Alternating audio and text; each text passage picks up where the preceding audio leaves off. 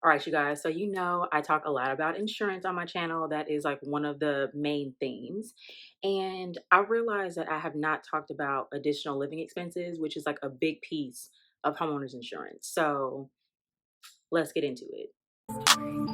You in the past, I'm in the future. You mad that they don't salute you.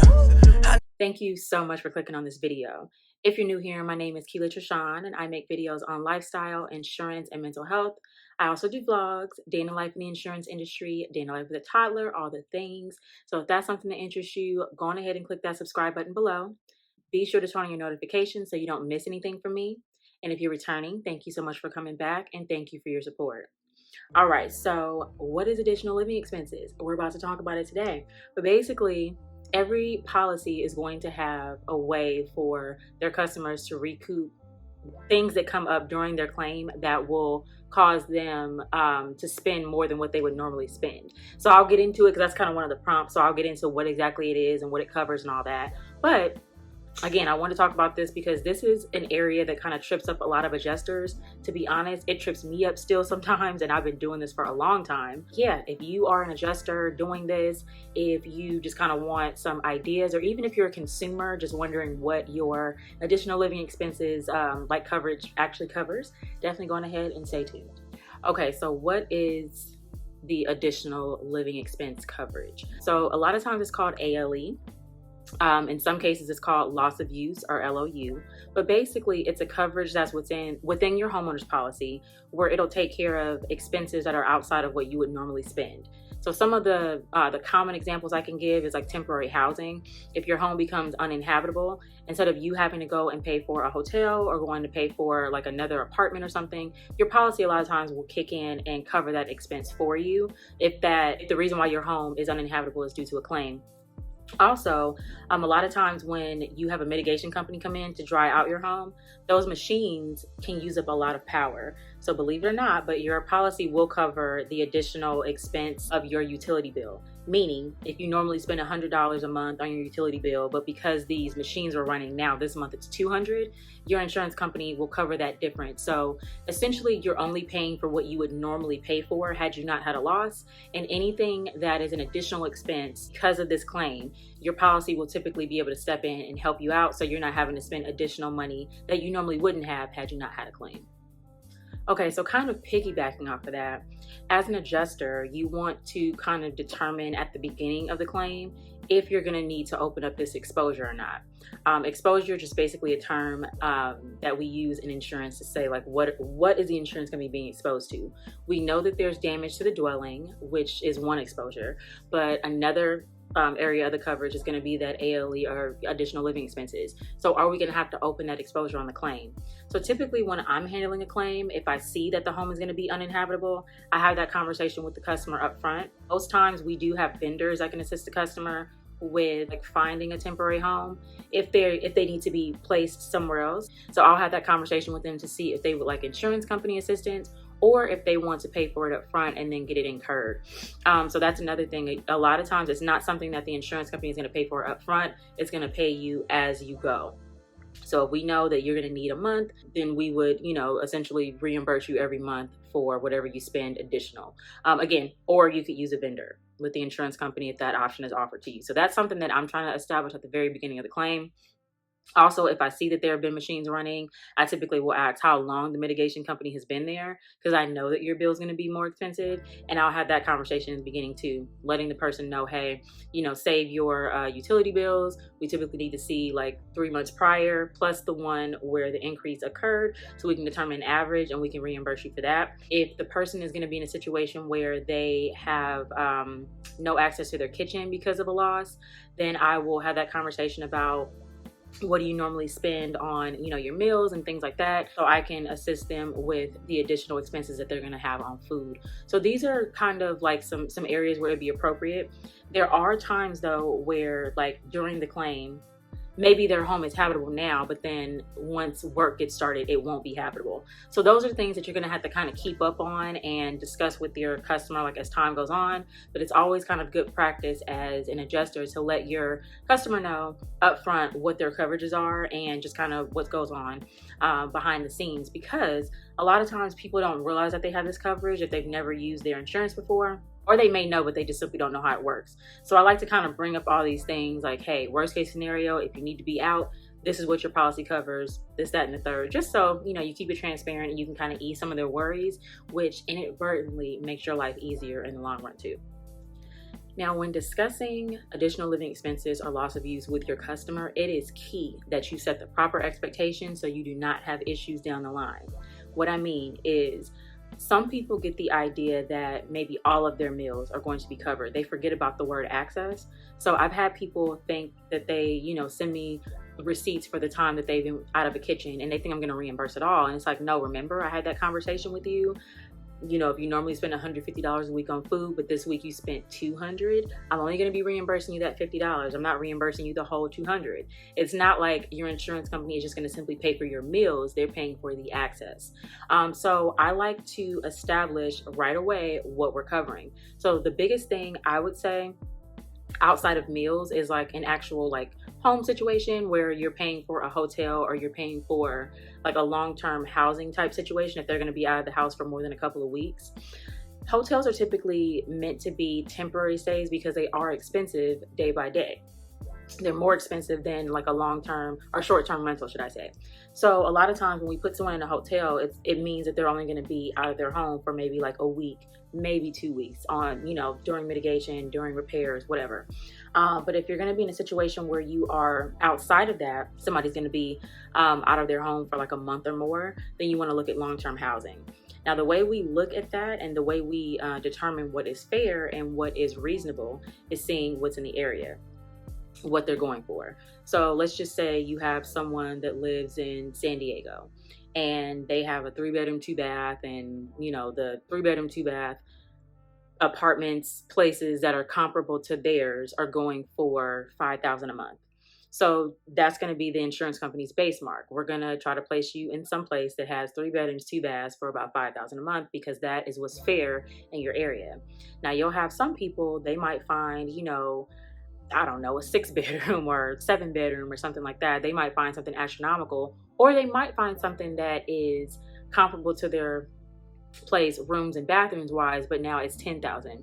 The insurance company does not owe you for a place that's $10,000. This insurance company owes you for a place that's comparable to your own.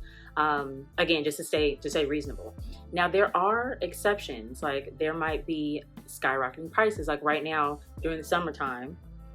Prices can be a little bit higher. So that is something that we do take into consideration. If we're in a situation where everything is higher than like the fair market value, then you have to make a business decision. But it's not something that like your customer should be expecting. Your customer should be expecting to be kept in something that is comparable to their home. Also utilities. People think that we will pay the full utility bill, and that's not it. We're trying to establish what is normal for you.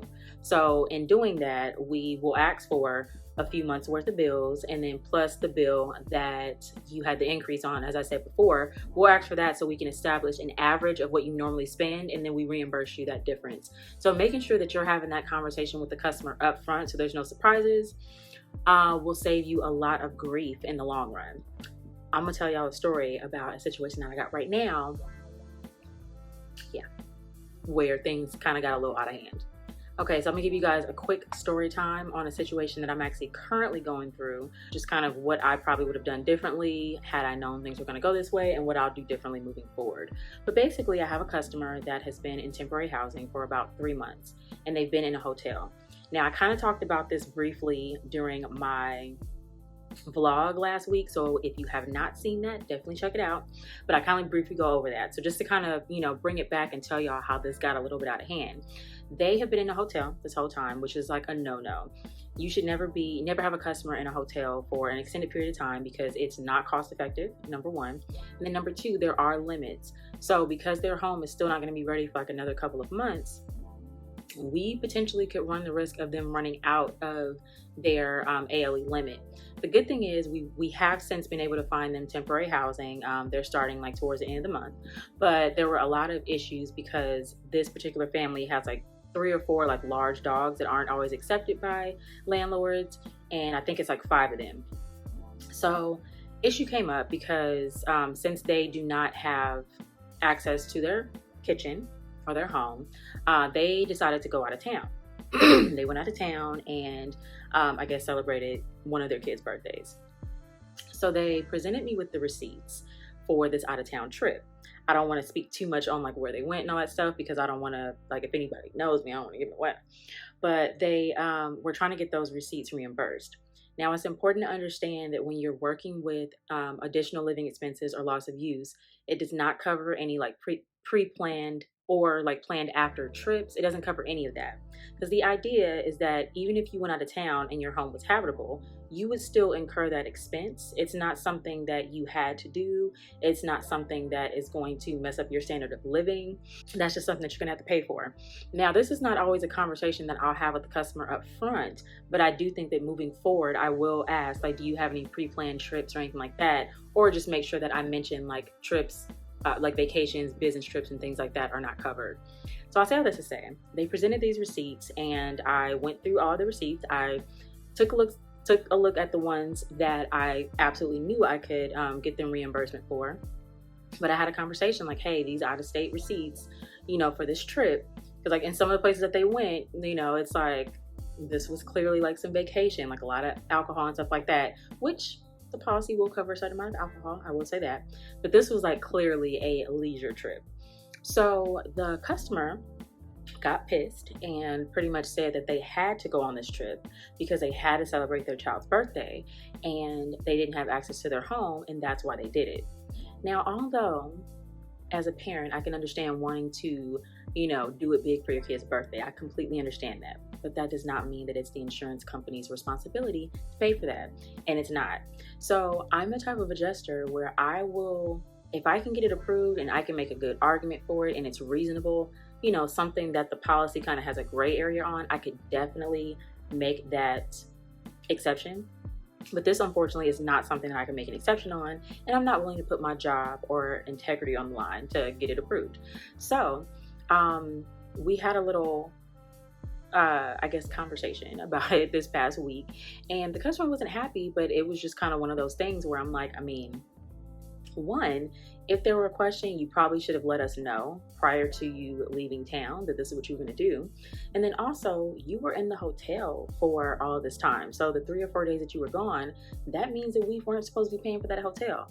So if you really want to take it like higher, if you want to argue about it, then you technically owe the insurance company back for that hotel because it was just sitting there being paid for while you were out of town. So I say all that to say that it is important that you really preface things to your customer. And then also you have to know who you're talking to. Sometimes you don't always know that from the get-go. I would say I did not think that I would have this situation with this customer, but I am having it. And so you want to make sure that whatever comes to mind, you kind of talk to them about it. And I feel like it's better to have the conversation in the beginning than to be arguing about it on the back end like I'm doing right now. So moving forward, I will have that conversation up front with my customers, letting them know, hey, trips and such, just, these things are not covered. These things are not considered reasonable and necessary. That's going to be the term that you want to use. Your policy covers what's reasonable and necessary. Most companies are going to have that verbiage in the policy language. So that's something that you want to make sure that you are discussing with them. Also, like bringing it back to meals. When I have the conversation about, what do you normally spend? I'm asking them, okay, what do you normally spend on groceries? But also, what do you spend when you eat out? Just taking myself, for example, I buy groceries every week, but I also have been known to DoorDash here and there. So realistically, I might be spending maybe, let's say $150, $200 on groceries, but I also might spend, $50 to $100 on DoorDash, depending on if I'm just ordering for myself, if I'm home, during the day for work, or if I'm paying for food for the family.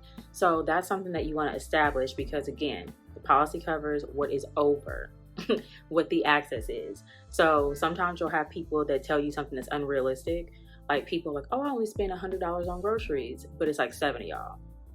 Now, all of that's not impossible. We all know that food has went up and stuff. So, you want to get a realistic idea, because what you'll have too is sometimes people will say, oh, I only spend X amount. And then all of a sudden, now that they don't have access to their kitchen, they're going to Ruth Chris, they're going to Fleming's, they're going to Crustaceans, or whatever, expecting the insurance company to reimburse it. Now, if this is something that you normally do, if you normally eat like this, then technically the insurance company would owe you for it, but a lot of times you'd have to show proof. So a question that I like to ask too is, what type of restaurants do you normally eat at? If it's like Chick-fil-A, Del Taco, Wiener Schnitzel, whatever, I'm expecting you to eat at those same places during this time. I do understand though, like, sometimes events will come up or whatever, and maybe I don't know, maybe you went to something that was a little bit nicer. If it's like 1 or 2 receipts, a lot of times I'll just kind of, turn a blind eye.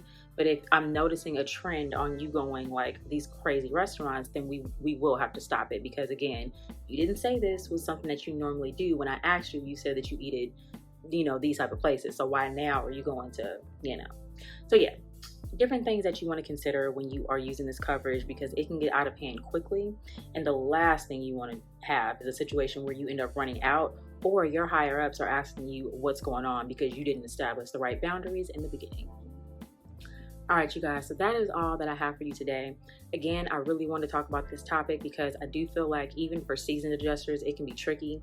I feel like you kind of learn with each claim. Like even myself, who's been doing this for a long time, that little story I just told you, now I know moving forward to make sure that I have that particular conversation up front. So if it does come up later on, I can always say, I told you. Remember we talked about that?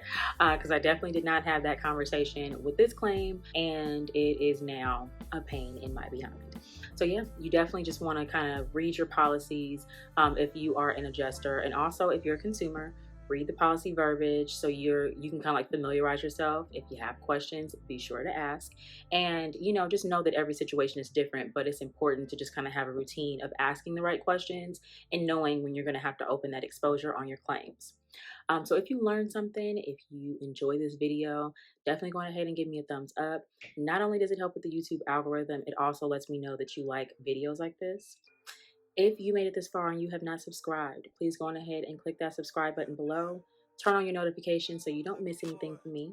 With that being said, you guys have an amazing day, and I'll see you next time. You in the past, I'm in the future.